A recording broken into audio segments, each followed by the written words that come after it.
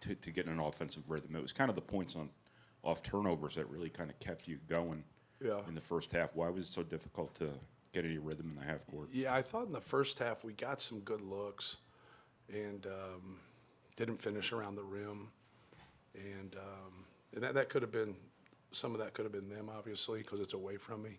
But we had some open looks on the perimeter that didn't go down, and you're going to have that. I thought we had to put them in a little bit different position going into half, and we weren't. But we still felt good about it. They generate a lot of and force a lot of turnovers, and we have 5 at the half. I just thought, like, man, if we could have 10 total for the game, that would be good for us. And we have 10 in the second half. And more than anything, it was just kind of an avalanche. Like, obviously we have a good offense, and they made us,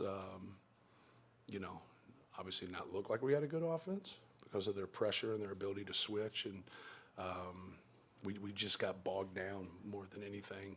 But I was really impressed with Torrier 27. I thought his fight was fabulous. I thought he was into us. But just the determination, like he never gave in to anything. He played hard and stayed with it. I like their size. I like their physical play. They do a good job of switching and knocking you out of things. And you got to keep the ball off the base and kind of their kill zones, and try to operate in the middle third. And when we did, we had more success there. But just way too many turnovers in the second half. And then more than anything, I just thought they stole our spirit. When we would get open ones, then we would miss it and then get frustrated, and then trying to get fouled or like whatever we do, our frustration level got there. But you got to give Iowa State credit our reason for having a high frustration level was them. They were damn good. They took us to the woodshed.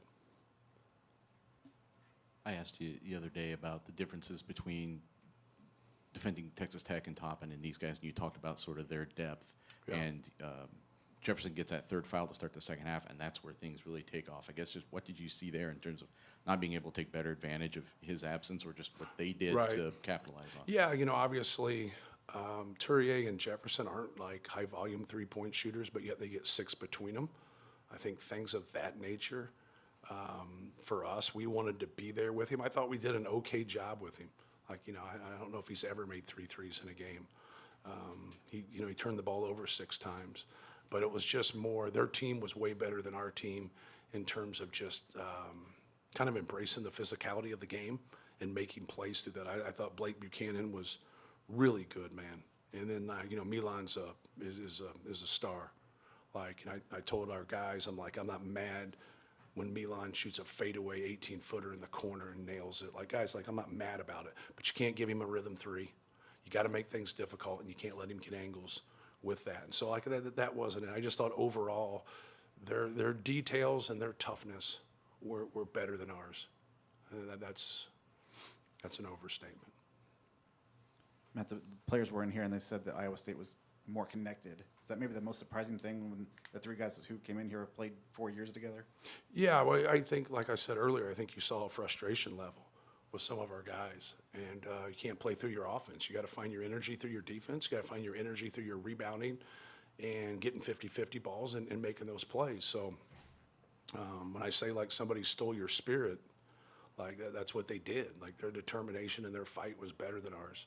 So those guys have been through it. We've had tough games like this before. Not a lot of them, but we've had them, and they understand what that means. So you gotta respond. You gotta respond. You gotta listen a little more. You gotta play a little bit harder than you're playing. You gotta just have a little bit more intestinal fortitude.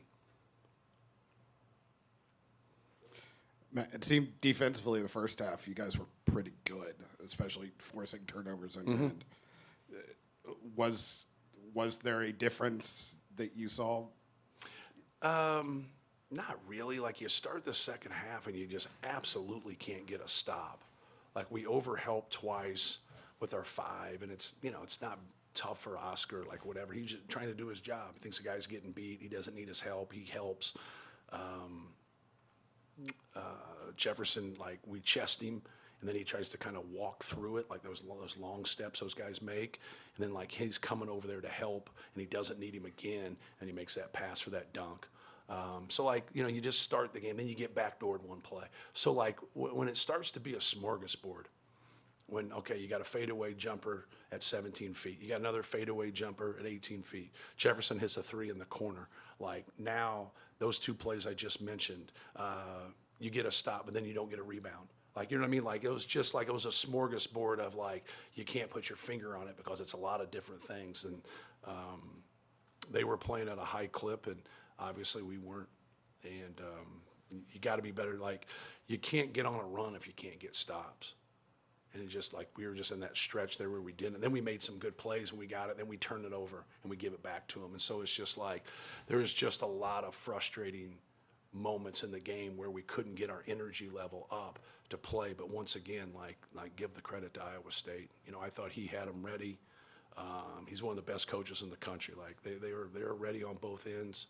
I thought we were ready, I think, from the first half. Like, if we're making shots and going, you're in a different position there. I think you have a different game. Doesn't mean we win, but I think we have a different game. And but that just wasn't the case. I like the dude, Zero, Heiss, if I'm saying his name right. Like, that's a functional winner right there. I know I talked about 27. I talked about Buchanan. Like, those dudes are important. I thought Nelson came in the game, didn't play last game.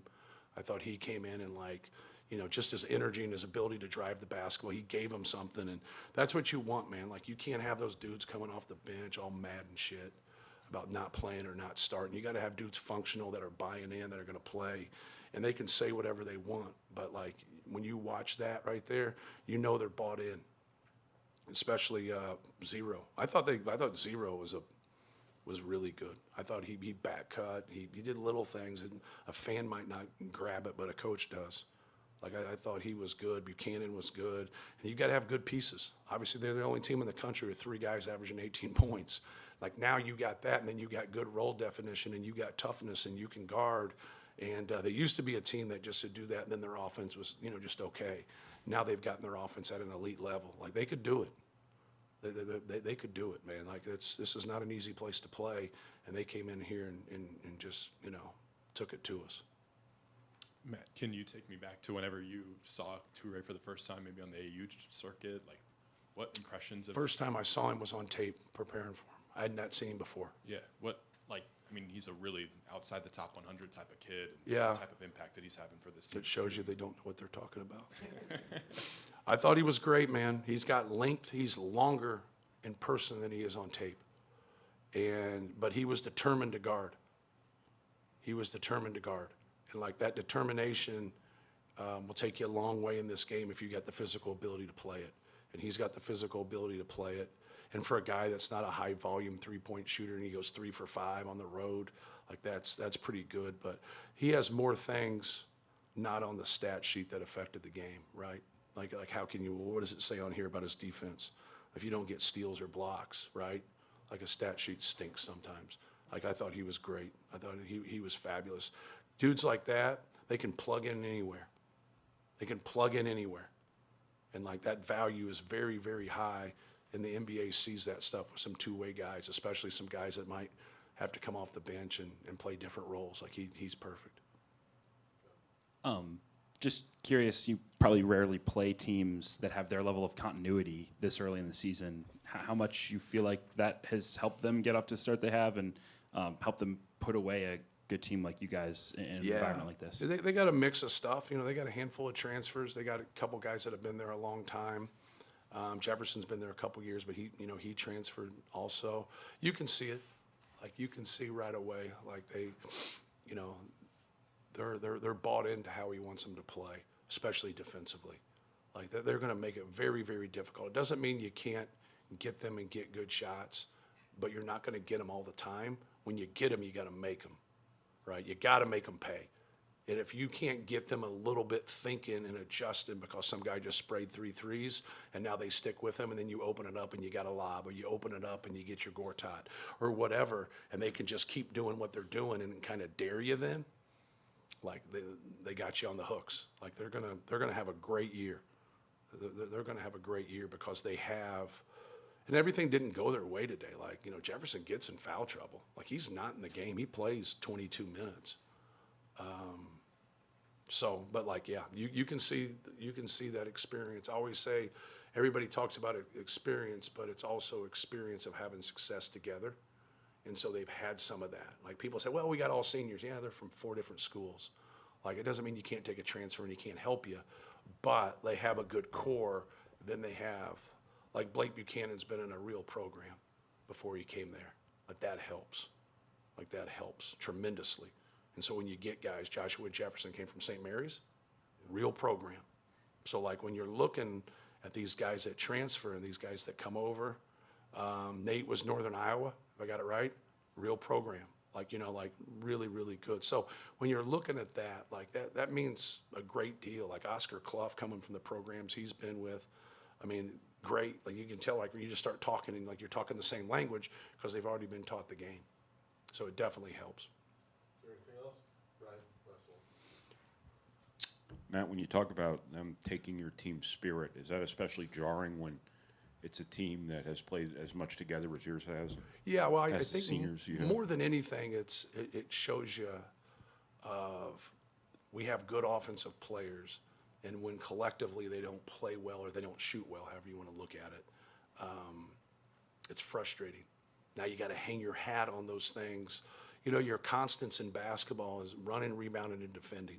Can always do them. Those are the constants. They didn't say a word about offense. But a majority of people, how they feel, like I'll get guys all the time that have bad body language and they miss a good shot. I'm like, don't ever feel bad about missing a good shot.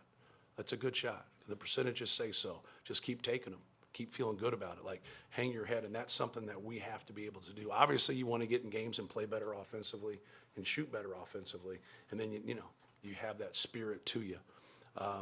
And it takes, you know, a level of toughness, you know, to be able to miss shots and keep doing your job and keep doing other things that hopefully help you grind out a victory. I don't think we're in a position right now to grind out a victory. We can shoot with, you know, we can go and score 90 points. Like, we can do that and get it that way. But when you get in the NCAA tournament, you're not going to win 6 games in the NCAA tournament the same way. You're going to have a couple games in the NCAA tournament at 6 where the ball doesn't go in as much. Now can you do other things? And I told our guys, I compared it last year to Houston when we got beat by Auburn. Like, we went 3 months, but like we were overwhelmed against Auburn. We were overwhelmed here. And I just said, we're going to get a chance. And we're in a different position now than we were last year. So we're going to get a chance to play somebody of that caliber in the NCAA tournament if we can win some games in the NCAA tournament. And then we got Houston. And I thought we were ready for that. I thought game plan was great. I thought our guys were ready. But we also made some shots against Houston, right? We made some shots to be able to get it to that point. And that's where we got to, you know, really look at this and say, like, you know, when we got people in our league just as good as these guys. All right, I know they just played well and they look like they're maybe the best team in the country tonight. But, like, we got teams in our league just as good as these guys. So we're going to have other opportunities. And, you know, we got to be able to respond. But I think more importantly, respond, you know, on Wednesday. That's our next game. And you got to keep your focus there. I'm trying to answer your question, but that's the main deal. Like, we got to get ready for Minnesota and be prepared. Thank you. Thank you, Matt. Oh.